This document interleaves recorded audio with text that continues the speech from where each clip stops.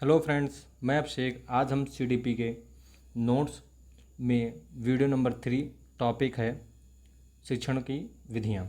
और इससे पहले 2 वीडियो बनाया जिसमें शिक्षण के प्रकार और शिक्षण के स्तर हमने पढ़ाए हैं। अगर वो आपने ना देखा हो तो वीडियो जाके प्लीज़ देख लें, प्ले लिस्ट में है। आगे बढ़ते हैं। शिक्षण की विधियाँ। शिक्षण एक विधि है जिसके माध्यम से आपको शिक्षण करना है। बहुत सी विधि बहुत सी अवस्थाओं के हिसाब से है, बहुत सी विधि मानसिक हिसाब से है, ठीक है। बहुत सी विधि समस्या के हिसाब से है, मतलब सभी की एक विधि है, उसी हिसाब से आपको चलना है शिक्षण विधि का। तो बहुत सी प्राचीन विधियाँ हैं, बहुत सी मॉडर्न हैं, बहुत सी अभी अपनाई जा रही हैं, ठीक है। और बहुत आगे इम्प्रूव हो नई नई विधियाँ आती रहेंगी। तो हमने कौन सी विधियाँ छोड़ी हैं, कौन अपना रहे हैं, ये सब विधियाँ हम पढ़ेंगे जो जो इम्पोर्टेंट है हमारे लिए, ठीक है। तो इसके लिए देखते हैं इम्पोर्टेंट पॉइंट। नंबर 1 पॉइंट देखते हैं। शिक्षार्थी को करके सीखने का मौका देती है। क्या देती, कौन देता है? विधि। विधि ऐसी सी विधियां हैं जो आपको करके सीखने का मौका देंगे कि आप अपने काम को कीजिए और सीख लेते खुद से। जिससे आप सीखेंगे तो आप आत्मबल महसूस होगा, आपको डर नहीं लगेगा, ठीक है। तो बहुत सी विधियाँ अभी आगे हम पढ़ेंगे, उनका ये फ़ायदा बता रहा है कि क्या होता है, ठीक। तो उनसे करके सीखने का मिलता है और करके सीखने से आपकी क्या होगी, सृजनात्मक बढ़ेगी, खोज करने की क्षमता बढ़ेगी, ठीक है। डर बढ़ेगा, अंदर से डर हट जाएगा, ठीक है। संवेदनशील हो जाएंगे, हर चीज़ मतलब हर चीज़ बढ़ते जाएगी आपकी। आगे देखते हैं अगला पॉइंट क्या है। शिक्षार्थी को प्रत्यक्ष हस्तपरक। हस्तपरक मतलब जो हाथ, जिसमें हम हाथ से काम करते हैं, जैसे हम इन्वॉल्व होते हैं, ठीक है। दो दो होता है, एक मैनुअल होता है, एक सॉफ्ट काम होता है, जैसे आप लैपटॉप बैठ के वैसे आप फ़ोन से बात कर रहे हैं। एक हस्तपरक होता है जैसे कोई चीज़ बनाना हाथ से।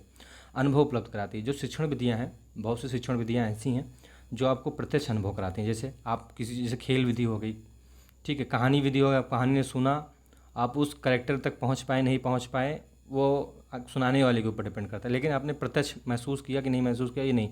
लेकिन आप खेल विधि के माध्यम से खेल विधि शिक्षण विधि के हिसाब से देख रहे हैं तो खेल में आप इन्वॉल्व होंगे। भ्रमण विधि होगा, संयोगात्मक, बहुत सी विधियाँ हैं जिसमें आपको प्रत्यक्ष हस्तपरक अनुभव महसूस होगा, ठीक है। ठीक है, अगले पॉइंट के बढ़ते हैं। शिक्षार्थी को खोज करने के लिए पर्याप्त स्थान देती है।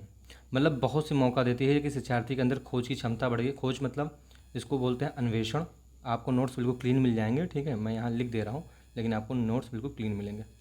अन्वेषण, इसको साइकोलॉजी टर्म में बोलते हैं। अन्वेषण की क्षमता लिख सकते हैं, खोज डायरेक्ट हिंदी में है। अन्वेषण क्षमता पर्याप्त स्थान मिलते हैं, ठीक है। क्यों? क्योंकि आपको ऐसी विधियाँ बहुत है, जब आप करके सीखेंगे, जैसे अभी पहले में, जब आप करके सीखेंगे कोई चीज़ तो आपके अंदर डेवलप होगा, खुद का आत्मनिर्भर बनेंगे। जब आप आत्मनिर्भर बनेंगे तो कोई ना कोई चीज़ खोजेंगे, ठीक है। क्योंकि आपने प्रत्यक्ष रूप से हस्तप्रदक अनुभव किया है, ठीक है। जब अनुभव करेंगे तभी आप कुछ खोज कर सकते हैं। आगे देखते हैं। शिक्षार्थी में सृजनात्मकता मतलब क्रिएटिविटी का विकास हो करती है। मतलब आपकी क्रिएटिविटी कब बढ़ेगी, जब आप अपने ऊपर बाल केंद्रित शिक्षण विधि का प्रयोग करेंगे, ठीक है। शिक्षक केंद्रीय विधि होती है जिसमें शिक्षक मेन केंद्र में होता है। शिक्षक जो चीज़ पढ़ाता है उसमें रटने का बढ़ावा मिलता है। लेकिन बाल केंद्रित में क्या है, बच्चे के खुद अपने काम करके सीखता है। जब करके सीखेंगे तो आपकी सृजनात्मकता भी बढ़ेगी। अगला पॉइंट देखते हैं। शिक्षार्थियों में आलोचनात्मक चिंतन। अब ये चिंतन, आलोचनात्मक चिंतन हमने आपको पहले ही बता दिया था कि ये अभी हमने इससे पिछले वीडियो में पढ़ा है। चिंतन के स्तर, पहला स्तर क्या है, स्मृति, दूसरा बौद्ध, तीसरा चिंतन, ठीक है। स्तर में सबसे लास्ट स्तर होता है चिंतन। तो स्मृति में आप रटते हैं, बौद्ध में आप उस रटे वाले चीज़ को, तथ्य को ढूंढते हैं, और तीसरे में चिंतन में आप उसके बारे में आलोचना करते हैं और सोचते विचारते हैं, ठीक है। तो हम देखते हैं शिक्षार्थी में आलोचनात्मक चिंतन और समस्या समाधान। जो समस्याएं आएंगी उसके समाधान के लिए क्षमता का विकास। मतलब विधि के माध्यम से ही आप चिंतन की जो समस्याएं होती हैं, आलोचनात्मक चिंतात्मक भी कर सकते हैं और उसकी समस्या का समाधान भी कर सकते हैं। किसके माध्यम से? शिक्षण विधि के ही माध्यम से, ठीक है, जो आपके शिक्षण स्तर हैं। अगला पॉइंट देखते हैं। शिक्षार्थी को स्वयं सीखने का योग बनाती है। मतलब देखिए, मैंने अभी पहले ही बात हुई थी, करके सीखेंगे, जब आप कोई काम खुद करेंगे तो आप स्वयं सीखने के योग बनेंगे, ठीक है। ना कि शिक्षक के ऊपर डिपेंड होंगे। अगर शिक्षक के ऊपर डिपेंड होंगे तो आप रटने की प्रवृत्ति पे बढ़ रहे हैं, ठीक है। तो आप स्वयं करके सीखेंगे, कोई भी चीज़ होगा, जब करके सीखेंगे तो आप स्वयं चीज़ सीखेंगे, और स्वयं सीखेंगे तो आपकी सृजनात्मकता बढ़ेगी। आप आलोचनात्मक चिंतन अच्छा कर सकते हैं, अपनी समस्याओं को खुद समाधान कर सकते हैं, और आप खोज अन्वेषण की क्षमता आपके अंदर बढ़ेगी, जब प्रत्यक्ष हस्तपरक आप अनुभव करते रहेंगे, सभी का एक दूसरे से कोरिलेट है। आगे बढ़ते हैं। शिक्षार्थी के व्यक्तित्व व्यक्ति के मन की और उसके जो प्रेरणा के होते हैं उसका ज्ञान जो होता है मन का, और मन ज्ञान जो भी होता है उसका पालन पोषण करती है। मतलब व्यक्तित्व का पालन पोषण करती है। कौन पालन पोषण करती है? शिक्षण विधि। उसको बढ़ाती है, उसको पालती है, उसको और डेवलप करती है, उसके मन को, उसके चिंतन को, उसके विचार को, किसके? व्यक्ति के विचार को, उसको बढ़िया करती है। कौन बढ़िया करती है? शिक्षण विधियाँ बढ़िया करती हैं। ठीक है, पालना यहाँ पे पोषण करना क्या है? उसको और बढ़िया से पोषण तत्व देती हैं कि आप अच्छे चिंतन कर रहे हैं, एक पॉजिटिव वे में चिंतन कर रहे हैं, उसका आपके मन एक सकारात्मक वे में बढ़ रहा है। ठीक है, आपकी क्रियाएं बहुत अच्छी हो रही हैं, तो ये व्यक्तित्व के विकास में सहयोग करती है। आगे बढ़ते हैं। ये इंपॉर्टेंट पॉइंट थे। अब हम देखेंगे शिक्षण विधियाँ निम्न प्रकार की हैं। तो करीब करीब हम यहाँ पे 21 शिक्षण विधियाँ देखेंगे। आपको किसी भी किताब या बुक या नोट्स में 6-7 शिक्षण विधियाँ होंगी, लेकिन सभी शिक्षण विधियाँ आपके क्वेश्चन पेपर में आई हुई हैं। और ये मैंने पहले भी बता दिया, notes super TET, CTET और यूपी टेट के लिए, क्योंकि बार बार नोट्स नहीं बनते। ठीक है, बार बार बनाओगे उसी में भ्रमित रहेंगे आप। तो हम पहला देखते हैं, शिक्षण विधि पढ़ेंगे। पहला शिक्षण विधि हमारा किंडर गार्डन या बालोद्यान शिक्षण विधि। अब बालोद्यान बहुत लोगों को नहीं पता है, तो वो जान लीजिए बालोद्यान शिक्षण विधि होती है, इसी को हिंदी नाम है। तो किंडर गार्डन का मतलब मीनिंग क्या होता है, आगे इसका मैं बिल्कुल डिस्क्रिप्शन बता, बस पॉइंट ऊपरी ऊपरी से चलते हैं, एक बार देख लेते हैं। ठीक है, इसका क्या है किंडर गार्डन विधि का? इसको कहते हैं बच्चों का बगीचा। ठीक है, जैसे एक बगीचा होता है, उसका माली होता है, ठीक है, या कोई देखने वाला होता है, तो बगीचों का फल देखता है, पेड़ को पानी देता है, वैसे आपको इसमें बच्चों के लिए यही काम करना है। ठीक है, फिर अगली विधि पे देखते हैं। ये ऊपरी ऊपरी पढ़ रहे हैं, अभी हम डिस्क्राइब इसको बढ़िया से करेंगे। मांटेसरी विधि, ये क्या है? थोड़ा 3 से 7 वर्ष के लिए ज़्यादा उपयोगी है बच्चों के लिए। ये 2 वर्ष से ही ज़्यादा उपयोगी है। ठीक है, छोटा बच्चा है और 2 वर्ष से बिल्कुल, तो ये उपयोगी हो जाएगी किंडरगार्टन विधि। ठीक है, इसमें क्या है? इसमें उसके प्रशिक्षण शुरू हो जाता है। यहाँ पे किसके प्रशिक्षण? ज्ञानेंद्रियों का। ज्ञानेंद्रियाँ कितने प्रकार की होती हैं? शरीर में 5 प्रकार की ज्ञानेंद्रियाँ होती हैं, जैसे आँख, नाक, कान, जीभ, ये सब क्या है? ज्ञानेंद्रियाँ हैं। ठीक है, तो आपको महसूस करने जितनी भी चीज़ें हैं वो आपके मांटेसरी विधि में थोड़ा सा यूज़ शुरू कर देते हैं। अगला देखते हैं कहानी विधि। कहानी विधि बहुत ही इंपॉर्टेंट है, किसके लिए? पर्यावरण के लिए। ठीक है, पर्यावरण के लिए बहुत ही ज़्यादा इंपॉर्टेंट है कहानी विधि। किसी भी चीज़ को अगर कोई भी समस्या है, कोई पाठ उबाऊ है, या उसको बच्चे पढ़ने अरुचिकर है, रुचिकर बनाना है, तो उसके कहानी माध्यम से उसे हम पढ़ा सकते हैं।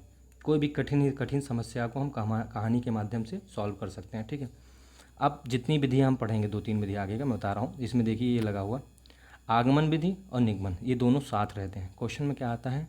कोई भी समस्या का आगमन हुआ, मतलब कोई भी क्वेश्चन में आगमन है, तो अगर ऑप्शन में निगमन है तो 99.9% निगमन ही सही होगा उसमें, क्योंकि ये एक दूसरे से जुड़ी होती हैं। जैसे निदान और उपचार से जुड़ी है, और विश्लेषण संश्लेषण से जुड़ी हैं। अगर आपने आगमन का प्रयोग किया है विधि का, तो निगमन का भी करेंगे, और अगर निदान का किया है तो उपचार बिल्कुल करना ही पड़ेगा, और विश्लेषण का किया और संश्लेषण करना क्यों करना पड़ेगा, आगे हम पढ़ते हैं। जैसे कि हम देख रहे हैं कि ये विधियाँ, जो आगमन विधि है, इसमें क्या करते हैं? हम पहले उदाहरण देते हैं। उदाहरण के माध्यम से हम बच्चों को निष्कर्ष निकालते हैं। जैसे कि आपकी कोई भी बुक देख लीजिए, मैथ का बुक होता है, उसमें चैप्टर के शुरू में ही एग्जाम्पल के माध्यम से चैप्टर की एक्सरसाइज कराई जाती है। पहले हर टाइप करा दिया जाता है एग्जाम्पल के माध्यम। क्यों? क्योंकि बच्चों को एग्जाम्पल से ही बच्चा आत्मनिर्भर बन सकता है, अपने आप से स्वतः पढ़ सकता है, और फिर एक्सरसाइज होती है। निगमन में क्या होता है? पहले नियम बताए जाते हैं। नियम ही बता दिया जाए कि a+b का होल स्क्वायर का फार्मूला यही होता है, आप इसका वैल्यू रखो और सॉल्व कर लो। लेकिन अगर बच्चे को ये नहीं पता होगा a+b का होल स्क्वायर ये क्यों आया है, a² + b² क्यों आ रहा है हर बार, जब इसको सॉल्व कर लेगा बच्चा एक बार, तो उसको नियम तो याद ही हो जाएंगे, लेकिन रटने की प्रवृत्ति नहीं बढ़ेगी उसके अंदर। तो उसको आगमन विधि सबसे ज़्यादा उपयोगी, इसमें रटने की विधि नहीं होती है, बाल केंद्रित होती है। निगमन विधि बाल केंद्रित नहीं होती है। ठीक है, ये सब आए हुए पॉइंट अभी मैं पढ़ाऊँगा आगे, बस ऊपरी ऊपरी से चल रहे हैं। ठीक, और ये नियम पहले होता है निगमन विधि में, फिर बाद में हम उदाहरण देते हैं। आगे बढ़ते हैं निदान वाले में। निदान में 1 मिनट इसको मिटा देता हूँ। निदान में देखते हैं, निदान में क्या है? किसी भी चीज़ का हम निदान का मतलब होता है किसी चीज़ का समस्या का कारण जानना। डॉक्टर इसका बहुत अच्छा एग्जांपल है। डॉक्टर के पास आप जाते हैं, डॉक्टर से पहले अपनी बात बताते हैं। ऐसा नहीं डॉक्टर ने तुरंत लगाया, थर्मामीटर लगाया और चेक कर लिया, उसके बाद मशीन में डाल दिया, आपको निकाल लिया कि हाँ ये रोग है, ये पता। ऐसा नहीं, आप जाते हैं अपनी समस्या बताते हैं, पहले वो पूछता है, हर बात पूछेगा, हर छोटी छोटी सी बात उसको लगेगी, वो आगे पूछता जाएगा, तो आप बताते जाओगे। तो वो क्या है, समस्या पहले जान रहा है। जब समस्या जान लेता है, बता देते हो, तो उसके हिसाब से फिर वो दवाइयाँ देता है, तो वो क्या है, उपचारात्मक। जब समस्या आदमी जान पाएगा, निदान, ठीक है, निदान विधि से उस समस्या का जाना जाएगा, फिर उसके लिए बाद में उपचार किया जाएगा। तो क्वेश्चन में अगर निदान आ जा रहा है तो ऑप्शन में उपचार विधि 100% ही होगी। ठीक, आगे बढ़ते हैं। संश्लेषण, विश्लेषण और संश्लेषण। विश्लेषण का मतलब होता है टुकड़ा करना, तोड़ना, ठीक है, किसी भी और ये मैथ के लिए बहुत इंपॉर्टेंट है, विश्लेषण और संश्लेषण। किसी भी क्वेश्चन को पहले टुकड़ों टुकड़ों में कर दीजिए, ठीक है। आप छोटे छोटे बड़ा, जैसे आपको बहुत बड़ा बड़ा टॉपिक है, मान लीजिए 7 गुणे 14 प्लस 15 गुणे 20 प्लस ऐसे करके है, तो पहले एक 7 गुणे 14 का ये कर लेंगे, अलग से गुणा कर लेंगे, इसका अलग से गुणा कर देंगे, फिर बीच में जोड़ देंगे, ऐसे सभी को कर लेंगे। तो ये क्या हो जाएगा, ये हो जाएगा कि आप ये तोड़ना क्या हो गया, यहाँ पे विश्लेषण हो गया, तोड़ना, ठीक है। संश्लेषण क्या हो गया, संश्लेषण का मतलब क्या होता है, जोड़ना। जो हमने तोड़ा था उसको अब लास्ट में हम जोड़ के पढ़ लेते हैं, तो संश्लेषण विधि होती है। क्वेश्चन को हम सरल करने के लिए, छोटा करने के लिए, कि बच्चा डरे ना, आराम से सॉल्व करे, तो उसे छोटे छोटे टुकड़ों में सॉल्व करके फिर हम उसको संश्लेषण विधि से जोड़ के पढ़ा देते हैं। ठीक, आगे बढ़ते हैं। आगे हमारे पास है 10 प्रश्नोत्तर विधि। प्रश्नोत्तर विधि बच्चों के अभिरुचि क्षमता बढ़ाती है, ठीक है। आप प्रश्नोत्तर के माध्यम से बच्चों का आसान क्वेश्चन पूछें, उससे पुराने पूर्व अनुभव से पूछें, और उससे उसके लोकल लैंग्वेज या लोकल ज्ञान से पूछें, लोकल परंपराएं से पूछें, तो अब बच्चा क्या होगा, उसमें इंटरेस्ट लेके तुरंत पार्टिसिपेट करेगा, और पार्टिसिपेट करके उसको पूर्व ज्ञान से जोड़ते हुए नवीन ज्ञान की तरफ आप बढ़ते रहें। तो प्रश्नोत्तर विधि हो गया, ठीक है। आगे व्याख्यान विधि। व्याख्यान विधि हमेशा मौखिक होती है। आप व्याख्या दे सकते हैं, किसी टॉपिक के ऊपर सारांश दे सकते हैं, इससे बच्चे को विस्तृत जानकारी मिल सकती है, ठीक है। अगर विस्तृत जानकारी देनी है बच्चे को तो व्याख्यान विधि देते हैं, और ये विधि कब उपयोगी होती है, बड़े कॉलेजों में, बड़े बच्चों के, समझे आप, उस शिक्षण में ये उपयोगी है। जैसे हम सब जब पढ़ते हैं, बीएड हमने किया या बीएसटीसी किया, उसमें क्या है, व्याख्यान विधि दी जाती है, ठीक है। ऐसा नहीं कि उसमें बच्चों का मांटेसरी विधि यूज़ की जा रही हो, किंडरगार्टन, ये सब नहीं, छोटे छोटे बच्चों के लिए, बस छोटे छोटे बच्चों के लिए। आगे बढ़ते हैं। प्रयोगात्मक विधि। प्रयोगात्मक विधि क्या है, प्रैक्टिकली आप किसी चीज़ को प्रैक्टिकल रूप से जब करेंगे तो आपके चिंतन में अस्थायी चिंतन हो जाएगा, स्थायी चिंतन हो जाएगा, मतलब जीवन प्रत्यंत तक वो चिंतन चलेगा, मतलब वो चीज़ें पद्धतियाँ चलेगी, जो चीज़ के लिए आप प्रयोग करेंगे, जिस चीज़ पे, वो स्थायी ज्ञान हो जाएगा, ठीक है, प्रयोग में। और वैसे ही आप थ्योरी पढ़ लेंगे, जब तक आप थ्योरी क्या है, कुछ दिन बाद आप भूल जाएंगे, लेकिन उसी थ्योरी को अगर आप प्रैक्टिकली रूप में आपने कर लिया, कोई प्रोजेक्ट है, मान लीजिए एक नमक बनाना है या अमोनिया को यूरिया में बदलना है, तो आप जब क्या नाम है, केमिस्ट्री के लैब में गए और आपने प्रैक्टिकल किया प्रिकॉशन के साथ, ठीक है, टीचर के मार्गदर्शन के साथ, मार्गदर्शन में आपने किया, अच्छा गया, फिर आप कभी भी नहीं भूलोगे कि ये नमक कैसे बनाते हैं, NaCl कैसे होगा, Na कितनी मात्रा में लेना है, Cl कितनी मात्रा में, ठीक है। वो आपके जीवन प्रत्न तक चलेगा, बूढ़े हो जाएंगे तब भी चलेगा। थ्योरी भूल जाएंगे कि नमक क्या था, कितना लेना था, कितना लवण की मात्रा हार्ड होनी चाहिए, कितना कम हो, क्षार की मात्रा Cl में कम होनी चाहिए, ये सब चीज़ें। आगे आते हैं खेल विधि। खेल विधि है शिक्षण पद्धति को आसानी से जोड़ने के लिए, खेल खेल के माध्यम से आप कुछ भी सिखा सकते हैं, कुछ भी पढ़ा सकते हैं। जैसे ABCD आपको पढ़ाना है, तो आप ABCD ग्राउंड में बना दीजिए, जैसे खो खो वो नहीं होता कूदने वाला लड़कियों का, अब लड़कियों का कहना यहाँ गलत है, लेकिन मुझे अब याद नहीं आ रहा, जो पाँव से इधर से इधर कूदते हैं, फिर ऐसे कूदते हैं, तो ऐसे इसमें आप क्या करते हैं, A लिख सकते हैं, इसमें B लिख सकते हैं, इसमें C, बच्चा यहाँ जाएगा, फिर यहाँ जाएगा, फिर C में जाएगा, फिर D में जाएगा, ऐसे कूदते कूदते ABCD Z तक पढ़ा सकते। क्यों? क्योंकि खेल के माध्यम से, या सभी से हाथ पकड़ कह दो कि A बोलो, फिर अगला B बोले, तो वो सब खेल के ही माध्यम हैं। आगे बढ़ते हैं। खोज और अन्वेषण विधि। मैंने आपको बताया था ना, खोज का मतलब अन्वेषण होता है, इसको ह्यूरिस्टिक विधि भी कहते हैं, ह्यूरिस्टिक मेथड भी कहते हैं, ठीक है। ये क्या है, किसी को खोज करने के पूरे अवसर देती है, ठीक। आत्मनिर्भर, अगर आप स्वयं से कार्य करेंगे तो आप खोज कर पाएंगे। अगर आप शिक्षक पर डिपेंड हैं तो आप खोज नहीं कर पाएंगे, बिल्कुल नहीं के चांस, बिल्कुल ना के बराबर चांस होता है। लेकिन आप स्वतः अपना काम करते हैं, स्वयं अपना काम करेंगे, तो आपके अंदर खोज की क्षमता बढ़ जाएगी, अन्वेषण क्षमता बढ़ेगी। ह्यूरिस्टिक मेथड यही होता है कि आपके लिए खोज के लिए स्थान देना, ठीक है, उसके लिए उपबंध करवाना। आगे बोलते हैं डाल्टन विधि। एक शिक्षक और छात्र में एक समझौता होता है, शिक्षार्थी में, कि समस्या दी जाती है, जैसे एक समस्या दे दीजिए कि आप ये प्रैक्टिकल नंबर अपने घर से करके लेके आएंगे, तो साथ छात्र उसमें क्या उस समस्या का समाधान करता है एक समझौते के तौर पर। यह है डाल्टन विधि, सेम टू सेम डिफिनेशन है, आई हुई डिफिनेशन है, ठीक है। आपको इतनी किसी बुक में शिक्षण विधियाँ नहीं मिलेंगी, 3 इसमें मिलेंगी, 4 सीढ़ी पे मिलेंगी, 2 आपको हिंदी मिल जाएगी और इधर मिल जाएगी साइकोलॉजी में, शिक्षण शास्त्र में मिलेगी, लेकिन सभी विधियाँ यहीं पे। तब भी 2-4 विधियाँ ऐसी हैं जो आपके लिए नहीं इंपॉर्टेंट थी, ठीक है, नेट उट के लिए हैं। और ये KVS तक इसमें कवर होगा CDP। आगे देखते हैं, डाल्टन विधि हो गई। कहानी विधि ये हो चुकी है, हमने पहले ही पढ़ा था। क्रियात्मक, आप किसी चीज़ को क्रियात्मक, अगर आपने कहानी के माध्यम या किसी चीज़ के माध्यम अप्रत्यक्ष रूप से समझा है, ठीक है, अप्रत्यक्ष रूप से, लेकिन अगर क्रिया कर किसी चीज़ को इन्वॉल्व हो गए, किसी चीज़ को आपको दे दिया जाए कि नहीं जाइए आप प्रैक्टिकल कीजिए, आप एक काम ही तो कर रहे हैं, या आप जाइए पौधों को, अगर पौधों के बारे में आपको जानकारी बच्चों को देना है तो आप क्या कीजिए, बच्चों से कह दीजिए कि पौधों के बारे में जाए, वो रोज़ पानी डाले, पौधों की पत्ती रोज़ तोड़े, देखे क्या सूख रहा है, कितने फल कब आते हैं, किस मौसम में, तो वो लड़का क्या करेगा, पौधों के बारे में पूरी विस्तृत जानकारी उसको हो जाएगी। तो कब जब वो क्रिया में इन्वॉल्व होगा तब। यहाँ पे संयोगात्मक और समुदाय विधि होती है। आपको नाम से ही पता चला कि किसी का जुड़ना, समूह में होना। जब आप समूह के माध्यम से कोई चीज़ें करते हैं तो बहुत आसानी से सीखते हैं। ऐसा क्यों? क्योंकि कुछ चीज़ें आपके आत्मचिंतन में आती हैं, कुछ चीज़ें आपके शायद आपसे अच्छी आपके पड़ोसी की आ रही है, आपसे अच्छी उनके भी पड़ोसी का, कोई भी चीज़ उसका अगर कुछ उसने बताया कि नहीं ये ऐसे भी हो सकता है, आप शायद उस समय बहुत गलत थे या कम था, आपसे भी अच्छा कोई मेथड बता रहा है, तो मतलब आप संयोग के वजह से आप सब क्या एक दूसरे से सीख रहे हैं। तो समुदाय संयोगात्मक बहुत ही अच्छी विधि होती है, ठीक है आपके। और इसमें क्या है, इसमें कोई टीचर का इन्वॉल्व नहीं होता है, आपके आत्म चिंतन जो होता है आपका बढ़ता है, और क्या नाम है, आपका स्वतः विकास क्षमता बढ़ती है, जिससे आपकी सृजनात्मक क्षमता बढ़ती है।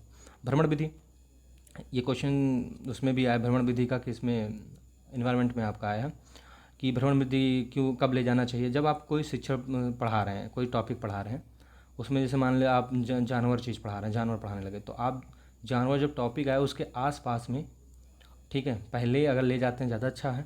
अगर उससे पहले कुछ दिन पहले, 4 दिन 5 दिन पहले, 2 दिन पहले आप जू ले जाएँ, ठीक है। जू जब ले जाएंगे तो आप वहाँ पे जानवरों को दिखाएंगे, जब प्रत्यक्ष रूप से बच्चे सभी जानवर को देख लेंगे, सांप, बिल्ली, शेर, हाथी, अरे जिराफ, जेब्रा, सब कुछ जो भी चीज़ें जू में हों, अगर उस चैप्टर से रिलेटेड आप जब पढ़ाएंगे तो बच्चों को अपने आप समझ में आने लगेगा। और उसके बाद जब फ़ोटो से समझाएंगे, दिखाएंगे हर चीज़ का कि जेब्रा ये था, आपने देखा था, सब बच्चे कहेंगे हाँ हमने देखा था। तो भ्रमण विधि तब करनी चाहिए, इसमें ये क्वेश्चन आया था कि जब आप उस टॉपिक को पढ़ाएं उसके आसपास जाना चाहिए, ठीक है। ऐसे नहीं टॉपिक पढ़ाएंगे नवंबर में, आपने भ्रमण करा दिए जू का अगस्त में ही, तो ये नहीं, बच्चे भूल जाएंगे, ठीक है। आगे बढ़ते हैं, अधिध्यांस दत्त या कार्य विधि, इसको कार्य बोलते हैं। आप किसी चीज़ को कार्य दे दीजिए बच्चे को। जैसे डाल्टन में क्या था कि समस्या दी जाती थी कि बच्चा उसमें समझौता होता कि आप समस्या का समाधान करके लेके आएंगे, ठीक है। इसमें क्या कार्य बता दिया गया कि इस पद्धति पे है, ये कार्य है, आप करके लेके आओ, ठीक है। तो बच्चों का रिवीजन होता था, पुनरावृत्ति का बढ़ा होता, रिइंफोर्समेंट मिलता था, जिससे बाद में देते थे, ठीक है। उसकी जैसे कमी लगने लगती है तो कार्य दे दो, फिर बच्चे को जैसे पुनर्बलन दे दो। पुनर्बलन मतलब आप वाह शाबाशी जो देते हैं, ये सब चीज़ें, ठीक है। तो जब आप कार्य करोगे, बच्चा उसमें इन्वॉल्व होगा, कार्य करेगा, उतनी खुशी से उसको बाद में प्रशंसा होगी, उपहार मिलेंगे, तो उससे क्या है, उसकी अभिरुचि क्षमता बढ़ेगी। लास्ट आता है प्रोजेक्ट, परियोजना। ये नया मेथड है, मैंने आपको पहले बताया, कुछ मेथड नए भी हैं, बहुत से नए हैं, लेकिन ये भी प्रोजेक्ट विधि अब बहुत ज़्यादा फोकस कीजिए, काफ़ी कोविड के टाइम पे, कोविड-19 के टाइम पे, तो ये तो ज़्यादा देखा जा रहा है, ठीक है। जैसे ऑनलाइन पढ़ना, प्रोजेक्ट के माध्यम से पढ़ना, आप क्लास कहाँ है तो प्रोजेक्ट के माध्यम से आप घर पे बैठे प्रोजेक्ट लगा के, अच्छे घर जैसे जिसके घर में सुविधाएं हैं वो प्रोजेक्ट के माध्यम से उनके माता पिता लगा दे रहे हैं, प्रोजेक्ट बच्चे पढ़ रहे हैं। तो प्रोजेक्ट के माध्यम से आप चीज़ों को प्रत्यक्ष रूप से देख सकते हैं। अनुभव ये करना अलग है, लेकिन कोशिश, जैसे आपको पेड़ पौधे देखना है तो आप नहीं बाहर निकल पा रहे हैं, तो पेड़ पौधे देख लिए मान लीजिए। कुछ चीज़ें और देखनी है आपको, विज्ञान से रिलेटेड कुछ चीज़ें सो खोजनी है, तो प्रोजेक्ट के माध्यम से आपको दिखाया जा रहा है कि हाँ ये ऐसी चीज़ें यहाँ पे हैं, या वर्ल्ड में कोई कहाँ चीज़ अफ्रीका में कहाँ है तो उसको दिखाया जा रहा है, अफ्रीका यहाँ पे है। यह है प्रोजेक्ट के माध्यम से समझाना, और बहुत प्रत्यक्ष रूप से आप कनेक्टिविटी बना सकते हैं प्रोजेक्ट के माध्यम से, ठीक है। तो ये हैं 21 शिक्षण विधियाँ। और आगे हम, टाइम थोड़ा सा ज़्यादा हो गया है, ठीक है, करीब 20 मिनट होने वाले हैं। तो शिक्षण विधियाँ, अब इसका हम बहुत ही अच्छे विस्तार रूपक हम आगे पढ़ेंगे इन शिक्षण विधियों को, ठीक है। तो आप अगर सब्सक्राइब ना किए हो तो प्लीज़ सब्सक्राइब कर लीजिए, शेयर करा दीजिए वीडियो को, क्योंकि अगर सब्सक्राइब बढ़ेंगे तभी हमारा मनोबल भी बढ़ेगा, सेम, ठीक है। तो इसी वजह से आप अगर कर देंगे तो ज़्यादा अच्छा है। जय हिंद, जय भारत।